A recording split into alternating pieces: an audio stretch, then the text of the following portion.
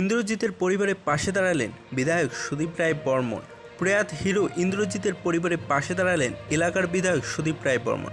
শনিবার দুপুরে প্রদেশ কংগ্রেস সভাপতি আশিস কুমার সাহা এবং দলের কর্মীদের নিয়ে ইন্দ্রজিতের পরিবারের সাথে দেখা করতে যান তিনি। ঘটনার সম্পর্কে অবগত হয়ে শোক জ্ঞাপন করলেন এবং পরিবার পরিজনদের প্রতি সমবেদনা জানান বিধায়ক সহ কংগ্রেসের প্রতিনিধি দলটি। প্রদেশ কংগ্রেসের পক্ষ থেকে কিছু আর্থিক সহযোগিতা করা হয়। আগামী দিন পরিবারের পাশে থাকবেন বলে আশ্বস্ত করলেন সুদীপ রায় বর্মন।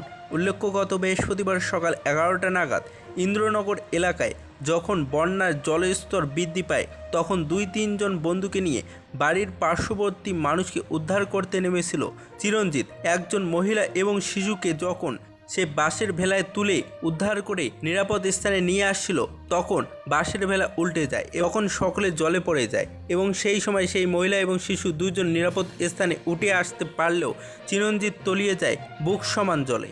রাজ্যের ভারী বর্ষণের ফলে বন্যায় প্রায় 15,000 কোটি টাকার ক্ষতি হয়েছে।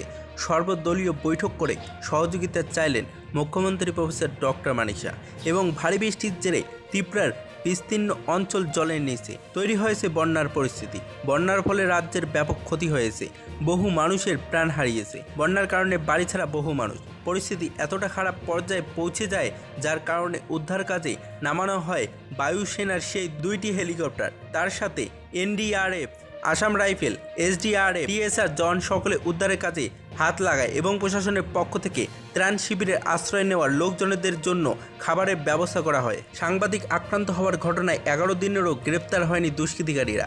জেলা পুলিশ সুপারের দ্বারস্থ হল সাংবাদিকরা। সুশাসনের রাজ্যে আক্রান্ত গণতন্ত্রের চতুর্থ স্তম্ভ। ঘটনার 11 দিন পরও অধরা অভিযুক্তরা এবং ঘটনার বিবরণে জানা যায় 14 আগস্ট যুবরাজনগর ব্লকের ভোট গণনা কেন্দ্র হাফলংটি এস্টেট স্কুলে ত্রিস্তর পঞ্চায়েত নির্বাচনে ভোট গণনাকে কেন্দ্র করে ঝামেলার সৃষ্টি হয় এবং নির্বাচন কমিশনের পোর্টালে যুবরাজনগর ব্লক কর্তৃক ত্রুটিপূর্ণ ফলাফলে আপলোড করার বিষয় নিয়ে বিক্ষুব্ধ বিজেপির কর্মীরা এবং স্থানীয় আরও তথা যুবরাজনগরের ব্লকের বিডিওর নিকট অভিযুক্ত জানাতে যায় এবং এই খবর পেলে সাংবাদিকরা তাদের পেশাগত দায়িত্ব পালন করার জন্য ঘটনাস্থলে ছুটে যায়।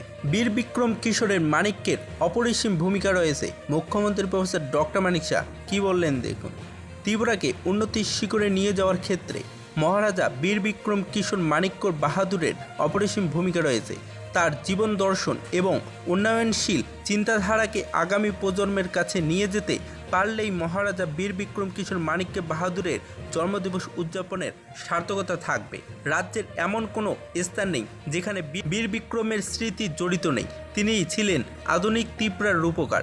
আজ আগরতলার রবীন্দ্র শতবার্ষিকী ভবনে 2 নং হলে মহারাজা বীর বিক্রম কিশোর মানিক্য বাহাদুরের 116তম জন্মবার্ষিকী উদ্বোধন করে প্রধান অতিথির ভাষণে মুখ্যমন্ত্রী প্রফেসর ডক্টর মানিক সাহা একথা বলেছিলেন। অনুষ্ঠানে মুখ্যমন্ত্রী আরও উপস্থিত অতিথিগণ মহারাজা বীর বিক্রম কিশোর মানিক্য বাহাদুরের প্রতিকৃতিতে মূল্যদান করে শ্রদ্ধা জ্ঞাপন করলেন। গন্ডা ছাড়ার পরিস্থিতি নিয়ে সরকারের কাছে দোষ চাপালেন প্রাক্তন মুখ্যমন্ত্রী। বিরোধী দলনেতা প্রদেশ কংগ্রেস সভাপতি আমরাও বাঙালির দল পরমেশ্বরের বাড়িতে গেলেন পদ্মত মানিক্য। পরমেশ্বর রিয়াং নামে এক 21 বছর বয়সী যুবকের মৃত্যুর পর শুক্রবার রাতে গন্ডাছড়া মহকুমা বহু বাড়িঘর ভাঙচুর, লুটপাট, অগ্নিসংযোগ ঘটায় দুর্বৃত্তরা এবং 144 ধারার মধ্যে দুর্বৃত্তদের সন্ত্রাসের ঘটনায় তীব্র নিন্দার ঝড় বইছে।